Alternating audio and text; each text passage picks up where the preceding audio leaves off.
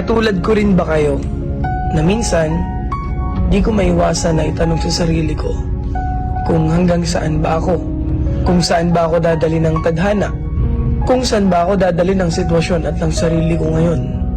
Kasi minsan nakakaramdam din ako ng pagod, pero wala namang choice kundi lumaban palagi dahil yun lang naman talaga ang dapat. Kaya kung katulad lang din kita, lagi kang lumaban sa buhay, lagi kang magsumikap na maabot lahat ng mga bagay na gusto mo. Di naman lahat ng gusto mong matupad ay isang pitik lang.